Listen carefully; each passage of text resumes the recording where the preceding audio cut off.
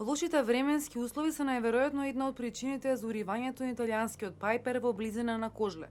Кои се останатите директни и индиректни причини треба да покаже истрагата на обвинителството и Комитетот за истражување на авионски несреќи. Дали снемало гориво, или имало технички проблем, или пак е човечка грешка. Председателот на комитетот Сотир Костов вели не треба да се шпекулира и додава дека посадата на авионот не пријавила никаков проблем.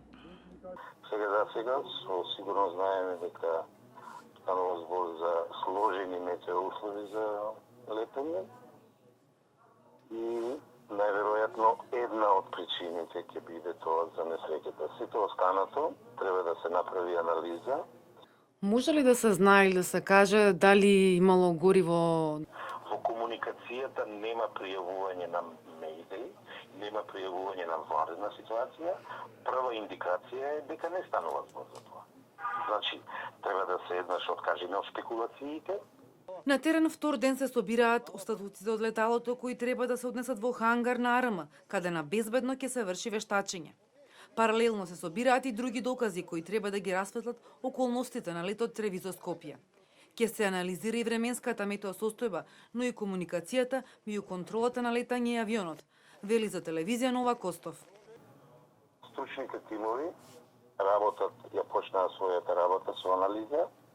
Обвинителството издаде неколку наредби за да се обезбедат трагите и доказите потребни за спроведување на истрагата.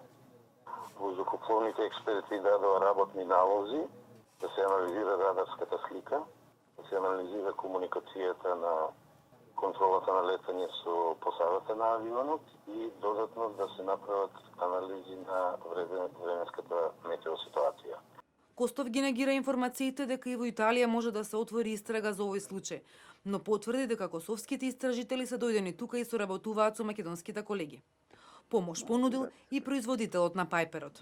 Со нашите колеги од Косово веќе 3 дена соработуваме на лице место, на несреќата и во контролата на летање, а денеска веќе воспоставивме контакт и со производителот и Американската федерација, Воздухопловна федерација, ни понудија помош и најверојатно преку Агенцијата за цивилно воздухопловство ќе ја прифатиме помошта, затоа што цениме дека производителот најдобро може да ги третира остатоците од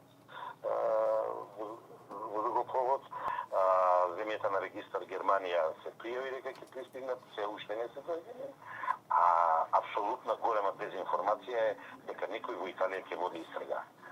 Ноќеска завршила обдукцијата на починатите во авионската несреќа, а вечерва според информациите од Институтот за судска медицина се очекува да пристигнат и роднините за идентификација. Според процедурите од нив ќе се земе ДНК материјал кој ќе биде спореден со жртвите. Како што објавивме уште вчера, телата имале многу механички повреди, односно скршеници од падот на авионот. И од италијанската амбасада во Скопје за ТВ Нова потврдија дека ги очекуваат семејствата за да се изврши ДНК анализа. Велат соработуваат со властите и ги вршат сите неопходни процедури, за откако ќе заврши обдукцијата 5 тела да бидат пренесени во Италија. 6-тиот, а тој е косовскиот бизнисмен, ќе биде погребан во Косово.